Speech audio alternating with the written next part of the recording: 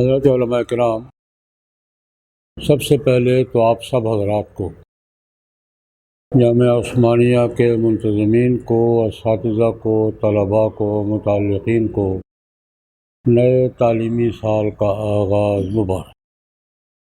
الحمدللہ، اللہ رب العزت نے یہ تعلیمی سال، نیا تعلیمی سال پورے جنوبی ایشیا میں ہے، تقریباً پورا جس کو سارک کا خطہ ہم کہتے ہیں جنوبی ایشیا، اس میں تقریباً میرے اندازے کے مطابق 1,00,000 سے زیادہ تو مدارس ہی ہیں، چھوٹے بڑے ملا کر، جو شوال کے آخری عشرے میں اپنے تعلیمی سال کا آغاز کرتے ہیں اور رجب کے آخر تک تقریباً رہتا ہے۔ ہمارا یہ تعلیمی سال ہوتا ہے، موسم کوئی بھی ہو، لیکن ہمارے یہاں آغاز کا ہوتا ہے شوال کے وسط سے آخر تک، درمیان میں آغاز ہو جاتا ہے اور رجب کے آخر تک تقریباً یہ سلسلہ چلتا رہتا ہے۔ الحمدللہ، گزشتہ سال تو بہرحال کچھ رکاوٹ تھی کرونا کی وجہ سے، اس دفعہ کرونا تو ہے، رکاوٹ نہیں، اللہ پاک نے فضل فرما دیا، ہمارے تعلیمی نظام میں رکاوٹ نہیں ہے۔ اللہ پاک ویسے بھی ختم فرما دے، اس کی مہربانی ہے، کر دے اللہ پاک، قوم کو نجات دلا دے۔ حضرت مولانا حافظ محمد سلیم صاحب ہمارے محترم دوست ہیں، بھائی ہیں، ساتھی ہیں۔ حضرت مولانا عبدالرؤف ملک تو ہمارا 60 سال سے رفاقت ہے ہماری، میرے بڑے بھائی سمجھے آپ، بڑے بھائی ہیں، دو بزرگ ہیں، دوست ہیں، ہماری رفاقت۔ حضرت مولانا عبدالرؤف ملک صاحب کے ساتھ میری رفاقت کے تقریباً 60 سال ہو گئے، ہم عملی ایک عام مشترک ہے۔ تو مولانا حافظ محمد سلیم صاحب کا تقاضا تھا کہ میں ہفتے میں 1 آدھ دن آؤں اور آپ حضرات کے ساتھ کو آدھ پون گھنٹہ گپ شپ کیا کروں۔ عنوان پڑھانے والے تو دنیا سے چلے گئے، اب ہم گپ شپ کرنے والے رہ گئے۔ تو ان کا تقاضا یہ ہے کہ کوئی کتاب سامنے رکھ کر آپ سے تھوڑی بہت گپ شپ کر لی جائے، تو میں نے ان سے وعدہ کر لیا ہفتے والے دن انشاءاللہ العزیز 11 اور 12 کے درمیان کوشش کروں گا کہ حاضری دوں، آپ کے ساتھ بیٹھوں، کوئی بھی کتاب سامنے رکھ کر جو بھی ذہن میں آ جائے تھوڑی بہت گپ شپ آپ کے ساتھ کر لیا کروں۔ اللہ پاک قبول فرمائے۔ اس دفعہ گفتگو کے لیے 2 عنوان منتخب کیے ہم نے آپس میں مشورے سے۔ ایک تو احکام القرآن۔ احکام القرآن کا ایک تناظر تو پہلے سے چلا آ رہا ہے ہمارا، قصہ اسرازی کی بھی ہے، عبدالعربی کی بھی ہے، طحاوی کی بھی ہے، اور پرانے متقدمین کی بھی ہے۔ متاخرین میں حضرت تھانوی رحمۃ اللہ نے بڑے اہتمام کے ساتھ 5-6 جلدیں لکھوائی تھی، احکام القرآن کو موجود ہے، بہت بڑا علمی ذخیرہ ہے ہمارا۔ ایک تو ہمارا احکام القرآن کا کہ قرآن پاک میں فقہی احکام کیا کیا ہے، کیسے بیان ہوئے ہیں، ان کی تفصیلات کیا ہے، وہ تو علمی باتیں ہیں۔ میری باتیں ذرا گپ شپ کی ہوں گی کہ احکام القرآن آج کے تناظر میں کیا ہے۔ آج کی دنیا، آج کا عالمی فلسفہ، آج کے بین الاقوامی قوانین احکام القرآن کے بارے میں کیا کہتے ہیں، اور کہاں ہماری صلح کی گنجائش ہے، کہاں گول مول کرنے کی گنجائش ہے، کہاں سیدھا ٹکراؤ ہے، یہ موضوع ہوگا۔ احکام القرآن کی فہرست تو وہی ہوگی، لیکن تناظر وہ نہیں ہو۔ آپ کے ذہن میں ہوگا جیسے ہم پہلے وہ ٹھیک ہے کرنے والے کرتے ہیں، وہ بڑے بڑے لوگ کرتے ہیں۔ وہ احکام القرآن سے میرا عنوان یہ ہوگا کہ قرآن پاک کے احکام پر ہر زمانے میں اعتراضات ہوتے آ رہے ہیں، ہر دور میں ہوتے آ رہے ہیں، آج بھی ہو رہے ہیں، قیامت تک ہوتے رہے۔ ہر دور کے تناظر کے مطابق قرآن پاک کے احکام پر ہر دور میں اعتراضات ہوتے رہے ہیں، ہوتے چلے آ رہے ہیں، جوابات بھی ہوتے آ رہے ہیں، آج بھی ہو رہے ہیں، اور قیامت تک یہ سلسلہ چلتا رہے گا۔ آج کے دور کے اشکالات اور اعتراضات کیا ہے قرآن پاک کے احکام پر؟ اس تناظر میں قرآن پاک کے احکام پہ جتنی ہو سکے، سال میں کتنے ہفتے ہوتے ہیں، اور تعلیمی سال تو پھر چھوٹا سال ہے، تو بہرحال کوشش کروں گا کہ آج کے حالات کے تناظر میں آج کے جو اشکالات قرآن پاک کے حوالے سے مغربی فلسفہ، آج کے بین الاقوامی قوانین، آج کے بین الاقوامی معاہدات قرآن پاک کے بارے میں، قرآن پاک کے احکام کے بارے میں کیا کہتے ہیں، ان پر گفتگو ہوگی۔ کوشش کروں گا کہ آدھا گھنٹہ 35 منٹ اس موضوع میں گفتگو ہو جایا کرے۔ پھر ہمارا ایک دور پرانا چلا آ رہا ہے، فقہی مجادلہ۔ فقہی مجادلہ جناب نبی کریم کے ارشادات اور قرآن پاک میں سے اپنے فقہی مذہب کی ترجیحات۔ اس میں ہمارے احناف کے ہمارا سب سے بڑا متکلم، سب سے بڑے مجادل، سب سے بڑے مناظر محدثین میں سے امام طحاوی۔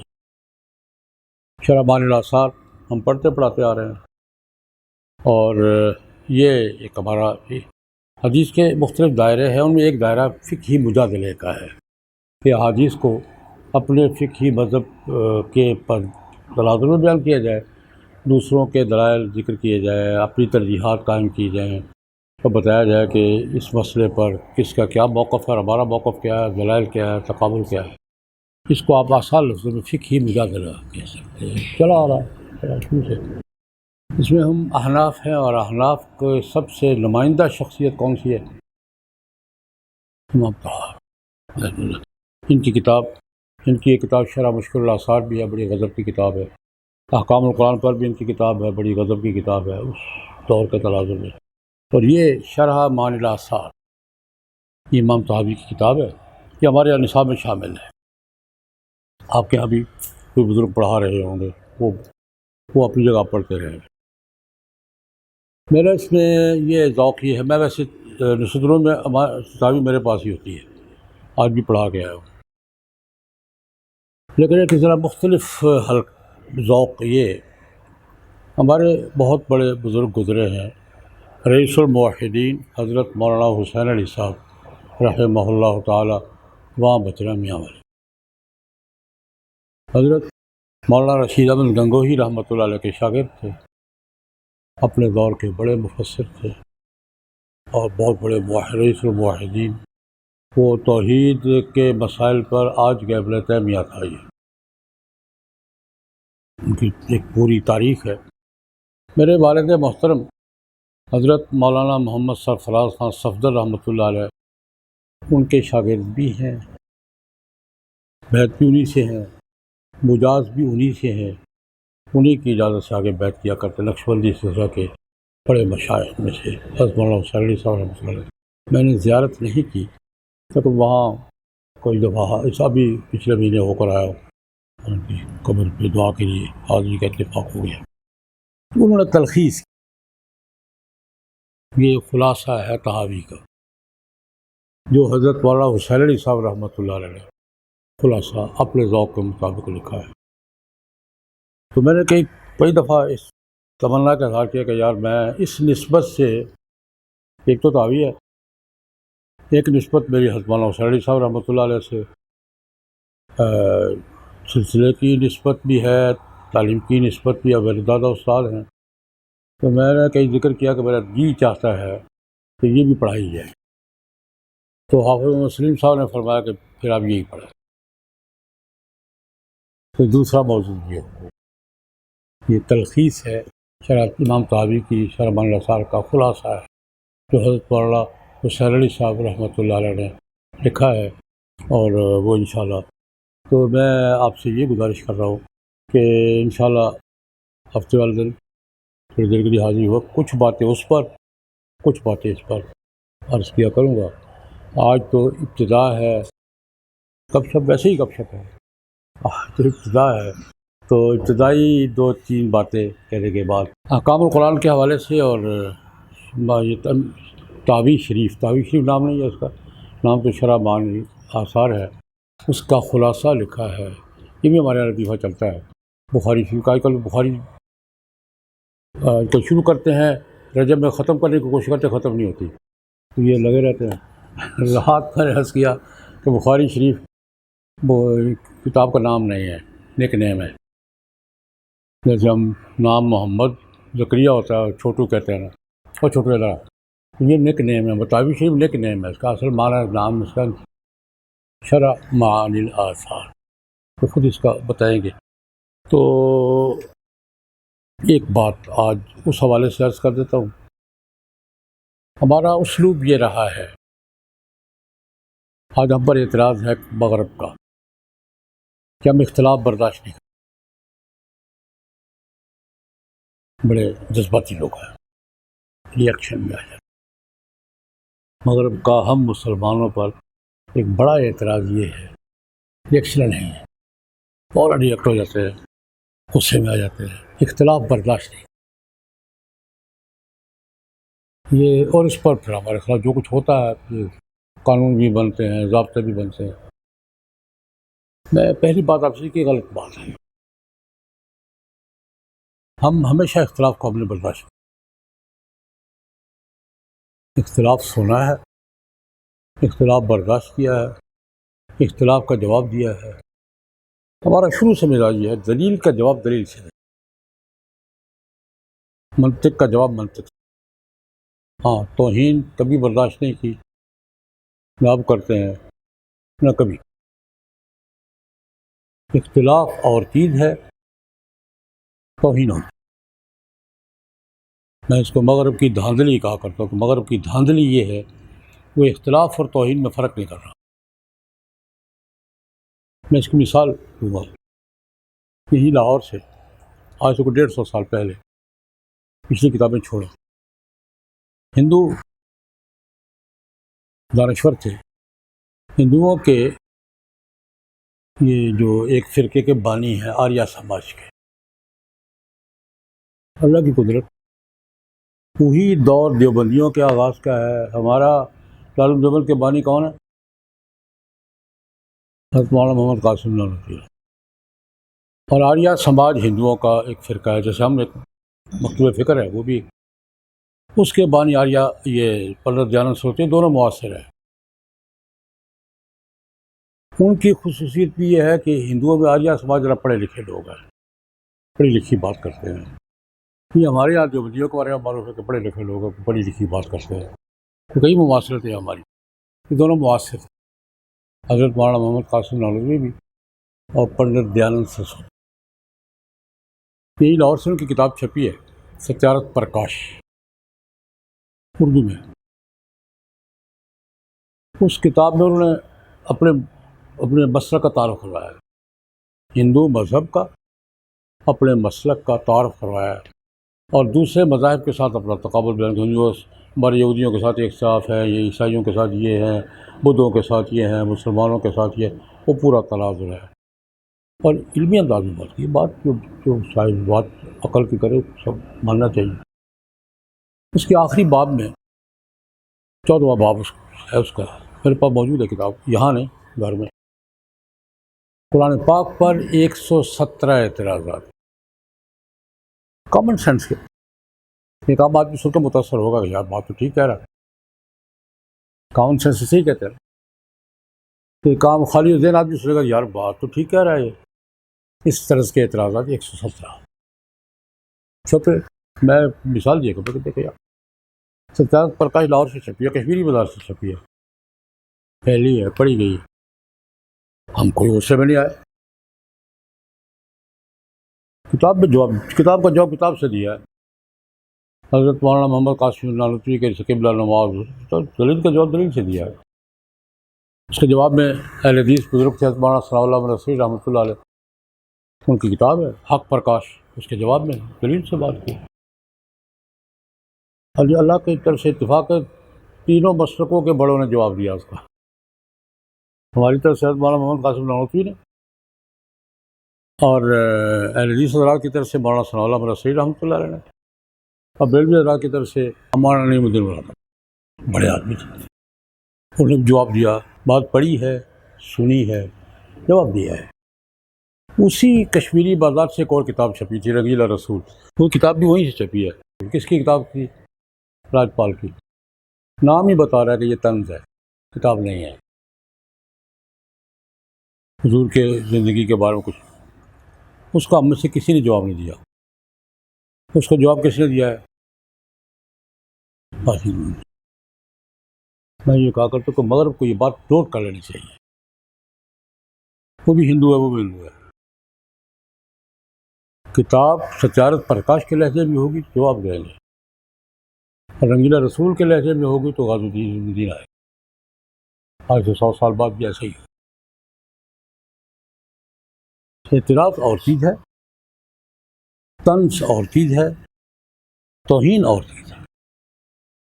ایک ذاتی واقعہ بھی عرض کر دیتا ہوں۔ سلمان رشدی، آپ نے نام سنا ہوگا، اس نے لکھی سٹینک ورسز شیطانی آیات، کہ حضور کا جو جبریل علیہ السلام کا آنا اور یہ افسانوی انداز میں، ناول کے انداز میں، میں تو مجھے دی تھی کسی نے پڑھنے، اردو ترجمہ پڑھنے کے لیے 5-6 صفحے سے، میری ایک کمزوری ہے، میں نہیں پڑھ سکتا، یہ پڑھی ہے، مجھ سے نہیں پڑھی جاتی۔ تو حضور اس طریقے سے بات اس طریقے سے کرے نا، میں نے نہیں پڑھی، میں 6-7 سال کے بعد چھوڑ دیا، میں نہیں پڑھتا۔ اب اس کا جواب لکھا، میں پڑھتا نہیں ہوں، جواب کیا لکھوں گا؟ خیر، اس کے خلاف مظاہرے ہو رہے تھے دنیا میں، بڑا توہین آمیز لہجہ اس کا، گستاخی کا، شریف آدمی نہ کر سکتا ہے نہ سن سکتا۔ برمنگھم میں جلسہ تھا ہمارا برطانیہ میں، اس کی کتاب کے خلاف، وہاں سے میں بھی شریک تھا۔ میں اب تقریر کر رہا ہوں، ایک نوجوان کھڑا ہو، یہ بھی ہے، مولوی صاحب شور کیوں مچا رہے ہو، کتاب کا جواب لکھو نا۔ جلسے کے دوران ایک نوجوان کھڑا، مولوی صاحب کتاب کا جواب دو، یہ کیا بازو لا کے شور مچا رہے ہو؟ میں نے کہا بیٹا، جواب ذلیل کر دیا جاتا، گالی کا جواب نہیں دیا جاتا، گالی کا جواب اور دلیل کا جواب دلیل سے ہوتا ہے، اور گالی کا جواب الٹے ہوتا ہے۔ میں نے پھر وہاں بات بیٹھ کے، میرے والد صاحب ہیں، والد صاحب حیات تھے، حضرت مولانا محمد سرفراز صاحب بیمار تھے، لیکن حیات، اللہ پاک ان کے درجات بلند فرمائے۔ میں نے کہا میرے والد صاحب ہیں، 50 کے لگ بھگ کتابیں لکھی ہیں انہوں نے، کوئی آدمی مجھ سے کہے کہ آپ کے والد صاحب نے فلاں کتاب میں فلاں حوالہ غلط دیا ہے، تو میں اس کا جواب دوں گا، کہوں گا کہ نہیں، غلط دیا، صحیح دیا، اس کو بات کا رد کروں گا۔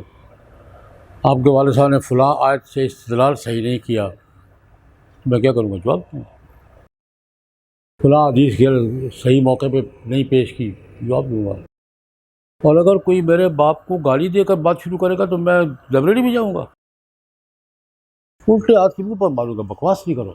آج ہمارا سب سے بڑا مسئلہ یہ ہے، دھاندلی مغرب کر رہا ہے کہ اختلاف اور توہین میں فرق نہیں کرتا۔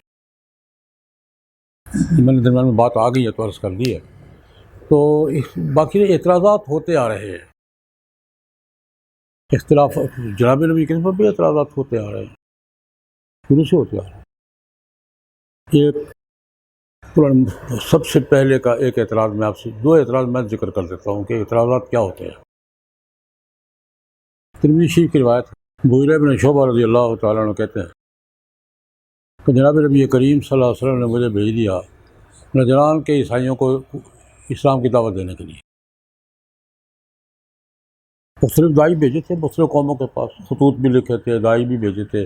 صلح حدیبیہ کے بعد عمومی دعوت کا میدان تھا۔ مغیرہ بن شعبہ فرماتے مجھے بھیج دیا نجران، وہ عیسائیوں کا علاقہ تھا، پڑھے لکھے لوگ تھے یار، اور قرآن دعوت کا ذریعہ قرآن پاک ہوتا تھا، عربوں کو قرآن کا ترجمہ کرنے کی ضرورت نہیں ہوتی تھی، قرآن پاک سناتے تھے۔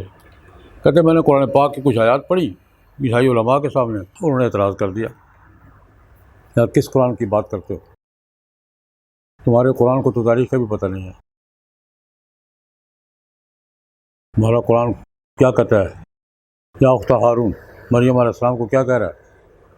یا اخت ہارون ما کان ابوک امرأ سوء وما کانت امک بغیہ۔ ہارون علیہ السلام موسیٰ علیہ السلام کے بھائی تھے، یہ عیسیٰ علیہ السلام کی والدہ ہے، درمیان میں 1000 سال ہے، یہ اس کو بہن کہاں سے بنا دیا قرآن نے؟ یہ مغیرہ بن شعبہ پر حضور کے زمانے میں ہوا، ترمذی کی روایت۔ کہتے ہیں مجھے کچھ سمجھ نہیں آئی، کہ یہ قرآن پاک کی ہمیں سناتے ہو آ کر، اس کو تو یہ بھی پتہ نہیں ہے۔ یا اخت ہارون ما کان ابوک امرأ سوء وما کانت امک بغیہ۔ ہارون علیہ السلام کون ہیں؟ موسیٰ علیہ السلام کے بھائی ہیں، اور یہ جس کو کہہ رہے ہیں بہن، وہ یہ کون ہے؟ عیسیٰ علیہ السلام کی والدہ ہے، درمیان میں کم از کم 1000 سال ہے، یہ بہن بھائی کی طرح سے بن گئے۔ مغیرہ ابن شعبہ کہتے ہیں میں لاجواب ہو گیا، مجھے کوئی جواب نہیں سوچا،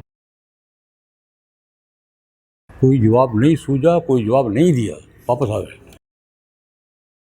نبی کریم صلی اللہ علیہ وسلم یا رسول اللہ کہاں بھیج دیا تھا؟ اور سوال کیا، مجھے جواب نہیں آیا تمہیں؟ نہیں آیا، کیا کریں؟ کوئی جواب نہیں ہے، یا سمجھ نہیں آ گیا کیا جواب دیتا۔ یہ بات ذہن میں رکھیں، ضروری نہیں کہ جواب نہ ہو، جواب ہوتا ہے، سمجھ میں نہیں آتا، اس اوقات ایسا جواب ہوتا ہے، وقتی طور پہ انسان کے ذہن میں نہیں آتا کہ اصل میں تو آ گیا ہوں۔